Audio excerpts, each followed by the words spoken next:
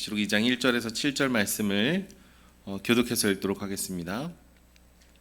에베소 교회 사자에게 편지하라. 오른손에 있는 7별을 붙잡고 7금 촛대 사이를 거니시는 이가 이르시되 내가 내 행위와 수고와 내 인내를 알고 또 악한 자들을 용납하지 아니하는 것과 자칭 사도라 하되 아닌 자들을 시험하여 그의 거짓된 것을 내가 드러낸 것과 또 내가 참고 내 이름을 위하여 견디고 게으르지 아니한 것을 아노라. 그러나 너를 책망할 것이 있나니 너의 처음 사랑을 버렸느니라. 그러므로 어디서 떨어졌는지를 생각하고 회개하여 처음 행위를 가지라. 만일 그리하지 아니하고 회개하지 아니하면 내가 내게 가서 내 촛대를 그 자리에서 옮기리라. 오직 내게 이것이 있으니 내가 니골라당의 행위를 미워하는도다. 나도 이것을 미워하노라. 귀 있는 자는 성령이 교회들에게 하시는 말씀을 들을지어다. 이기는 그에게는 내가 하나님의 낙원에 있는 생명나무의 열매를 주어 먹게 하리라. 아멘.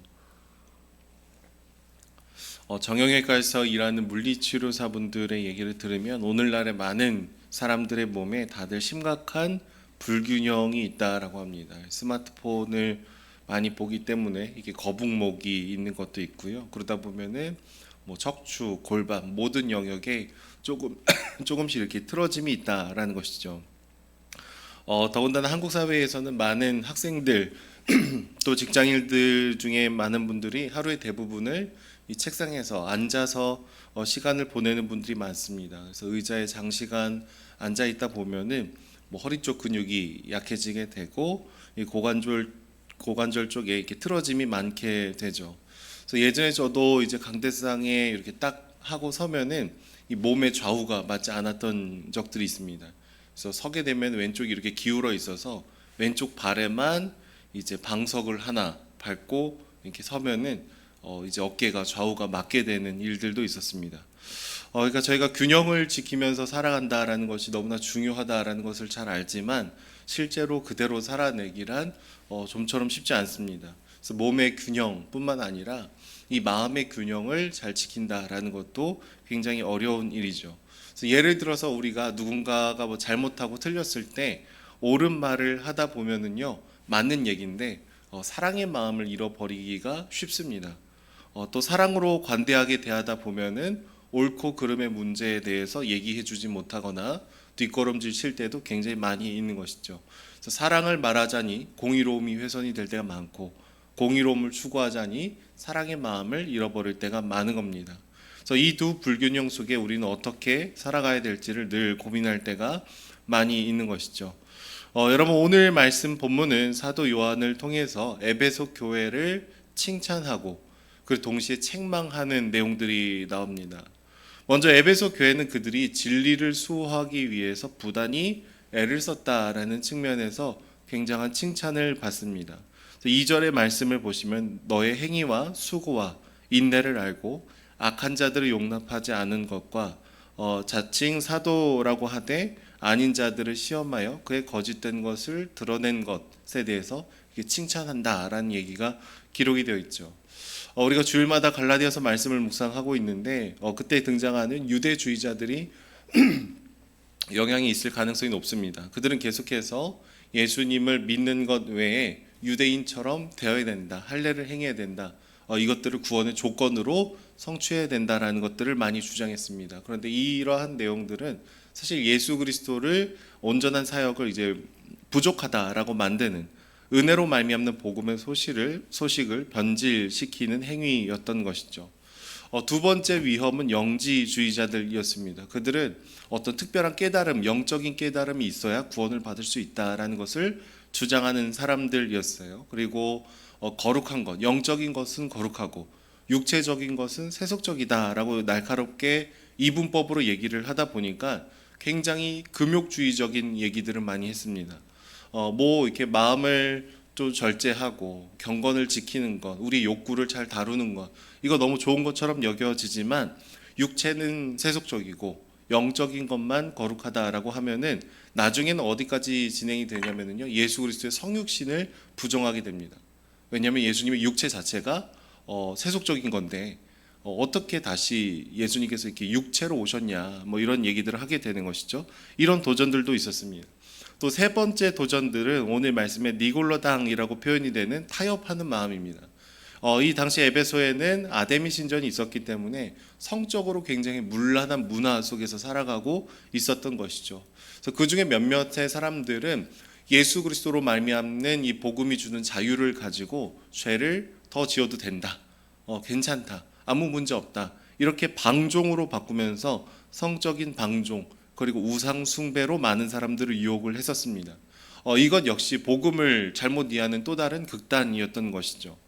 수많은 종류의 도전들이 있었고 에베소 교회의 성도들은 이런 여러 측면의 도전들에 대해서 날카롭게 분별하고 거절하고 진리를 지키는 굉장히 놀라운 모습들을 보이고 있었다라는 거예요.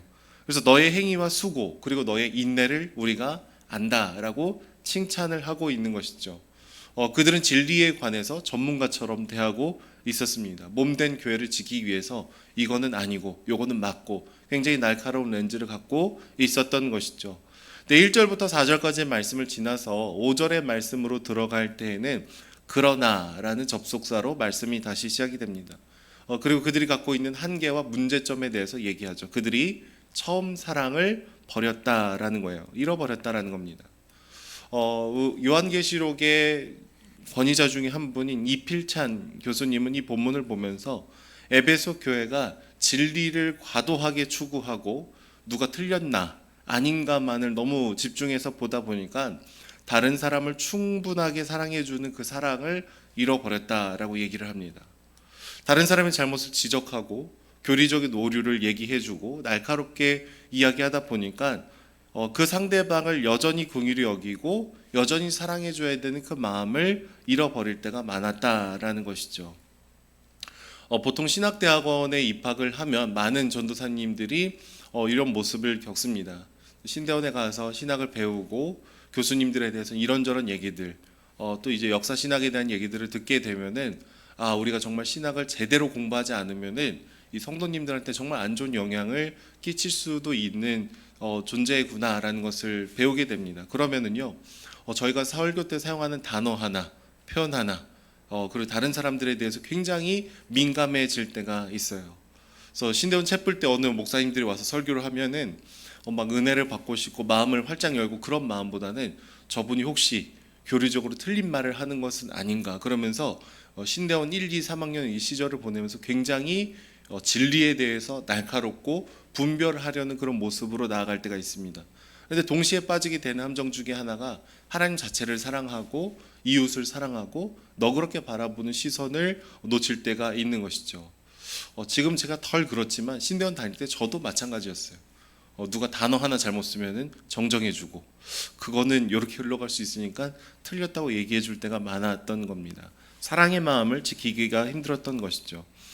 또 요한계시록의 저자 중 권위 있는 사람 중에 한 분이 그레고리 빌이라는 신학자는 이 첫사랑을 잃어버렸다라는 것이 무엇이냐라는 얘기를 할 때 교회 안에서 서로를 사랑하는 것을 넘어서서 외부의 그리스도의 사랑을 증언하는 일들을 잃어버렸다라고 해석을 합니다.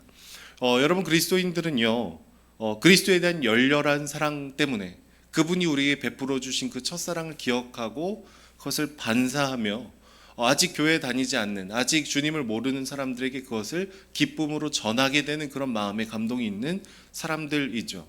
근데 에베소 교회 성도들은 계속해서 이 사람이 진짜인지 아닌지 이단인지 아닌지 이런 것들을 하다 보니까 하나님의 사랑으로부터 그 공급을 받는 것을 잊어버릴 때가 많았고 그리고 그 사랑을 누군가에게 전하는 이게 외부로 나가는 이 사랑의 노력들이 굉장히 부족했다라는 것이죠. 그래서 주님께서 우리에게 주신 처음 사랑은 나를 충만하게 채우고 옆으로 흘러 넘치는 특징을 갖는데 그것이 지금 많이 부족해졌다라는 거예요. 여러분 사람은 기쁘면 전하게 돼 있습니다. 슬픔은 어느 정도 감출 수 있어요. 아닌 척, 괜찮은 척, 굳이 남에게 걱정을 끼칠까봐 아무 문제 없이 그냥 저희는 이렇게 우리의 감정을 숨길 때가 있습니다. 근데 우리 감정을 숨기기 어려울 때가 있는데 그것은 바로 내가 기쁨으로 충만할 때입니다. 너무 기쁘고 너무 행복하면 우리는 그것을 전하게 되어 있어요. 좋은 물건 하나만 사더라도 여러분 기뻐서 전하게 됩니다. 요즘처럼 이렇게 막 눅눅해지고 축축해질 때 우리 건조기를 한번 쓰신 분들은 이게 복음이에요. 너무 기뻐서 이렇게 했더니 막 뽀송뽀송해지더라 막 그러면서 간증합니다. 누가 물어보지 않았는데 기쁨은 전하게 되어 있는 거예요. 그냥 우리 동네에 정말 싸고 맛있는 커피집 하나만 발견하더라도 아는 언니, 뭐 친구들한테 그 카페 사장님이 커피 한 잔 더 주는 것도 아닌데도 우리는 기쁨으로 자랑합니다.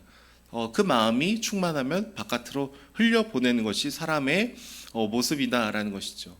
근데 에베소 교회 성도들이요 충만하지 않으니까 전하지 않는 거예요. 대신 계속해서 날카로웠던 것이죠. 외부에서 오는 사람들, 때론 내부에 앉아 있는 그 사람들을 경계하고 규정짓고 벽을 쌓게 되면서 이 사랑을 놓치게 되었던 겁니다. 그래서 칭찬을 받으면서도 그런데 한번 이 부분에서 너희가 지금 한계에 부딪혀 있다라고 얘기를 하는 것이죠. 촛불은 사실 그 빛을 바깥으로 비추는 역할을 하는데 계속해서 그 복음을 확산하는 그 모습들을 보여주지 못하면은 엇나간다면 주님께서 촛대를 옮길 수도 있다라고 얘기를 하고 있는 것이죠. 그래서 주님께서는 먼저 첫 번째로 너희의 이 첫사랑이 어디에서 떨어졌는지를 기억해라라고 얘기합니다. 근데 이 기억하다라는 단어의 시제는요 명령형 현재 형 시제예요. 이거는 지속적이고 반복적으로 계속해서 기억하기를 애를 써야 된다라는 의미입니다. 내가 주님께로부터 받은 사랑이 얼마나 큰지를 계속해서 기억하고 주목하고 그 사랑을 누군가에게 전달하면서 이것을 우리 삶에 새겨 나가는 것이 지속적인 노력이 필요하다라는 겁니다. 두 번째로는 회개하라라는 거예요. 여기서는요 회개하라는 이 단어는 즉각적인 회개를 요청하고 있습니다. 시제가 단번에 해야 된다라는 얘기를 하고 있어요. 적당히 대충 나눠서 그렇게 막 천천히 회개하는 것이 아니라 내가 잘못한 것은 정확하게 주님께 고백하고 내 마음을 돌이키는 것이 필요하다라는 것입니다. 세 번째는 다시 이 처음 행위를 가져라라고 얘기하고 있습니다. 근데 이 가지다라는 뜻보다는 행하다, 만들어내다라는 뜻이 더 정확합니다. 그러니까 거짓 사도들을 분별하는 데에만 몰두하는 것이 아니라 우리에게 베풀어 주신 사랑을 기억하고 우리의 마음을 돌이키고 주님께서 우리에게 가르쳐 주신 그 사랑을 계속해서 전하는 삶을 살아야 된다라는 것이죠. 서두에 말씀드린 것처럼 여러분 균형을 갖춘다라는 것이 너무나 쉽지 않습니다. 그러니까 사람은 이렇게 걸을 때만 하더라도 불균형의 연속이죠. 왼쪽으로 치우쳤다가 오른쪽으로 치우쳤다가 계속 반복하다 보면 앞으로 가게 되어 있습니다. 우리는 늘 오늘 말씀을 들으면서도 우리는 사랑을 추구하다가 공의를 놓칠 때가 많을 것이고 공의를 추구하다 사랑을 놓치는 순간들도 많을 거예요. 하지만 그렇기 때문에 우리가 늘 우리를 그럼에도 불구하고 인도하시는 하나님을 기억하고 그분의 사랑의 날을 계속해서 내어줄 필요가 있는 것이죠. 우리와 늘 함께 하시는 성령께서 내 안에 깊이 거하실 때 우리는 진리를 말하면서도 사랑을 추구하고 사랑의 존재로 수용하면서도 진리를 포기하지 않는 이 아름다운 균형이 점차 우리 삶에 이루어지게 되는 것이죠. 주 안의 사랑 여러분, 그렇게 복음 안에서 참된 균형을 이루고 조금씩 성숙해져 가고 그렇게 아름다운 균형이 우리 안에 이루어지기를 소망합니다. 끊임없이 진리를 수호하면서도 우리 늘 주님의 첫사랑을 기억해서 그 사랑으로 충만해지고 누군가의 연약함을 또 덮어주는, 그러나 그 연약함을 덮어주면서도 또다시 진리로 안내하는 그 아름다운 균형이 우리 안에 부어질 때 성령께서 우리 한 명 한 명을 인도해 주실 때 다시금 놀라운 은혜가 우리 안에 회복이 되게 되는 것이죠. 하나님이 우리를 바라보실 때 칭찬만 해주셨으면 좋겠어요. 우리의 연약함과 부족함, 우리 한계가 있지만 주님 우리를 의롭다 여겨주시고 아름답다 여겨주시고 우리의 진실함을 보시고서 우리 한 명 한 명의 이름을 부르시면서 노력하고 있다고, 잘하고 있다고 그렇게 칭찬받는 그런 삶을 사시는 저와 여러분들이 되시길 소망합니다. 기도하겠습니다. 사랑의 주님 감사합니다. 우린 주님께서 베푸신 사랑을 기억하지 못할 때도 참 많고 불균형에 처할 때가 많습니다. 옳고 그름을 따지다 사랑을 잃어버리기가 일수입니다. 그러나 부족하고 연약한 우리들을 포기하지 않으시고 다시금 넘치는 사랑으로 부으시며 우리를 진리 가운데 인도하시는 그리스도를 바라봅니다. 하나님, 하나님을 더 깊이 알아갈수록 아름다운 균형이 성숙함이 내 안에 이루어질 수 있도록 주님 붙들어 주시고 진리를 추구하며 또 아름다운 사랑으로 서로를 너른 품으로 안아주는 저희들이 될 수 있기를 주님 소망합니다. 오늘 하루를 살아갈 때 우리 삶의 현장에서 복음이 주시는 아름다운 균형을 이루며 걸어가는 저희들이 될 수 있도록 우리와 늘 동행하여 주시옵소서. 감사드리며 예수님의 이름으로 기도드립니다. 아멘.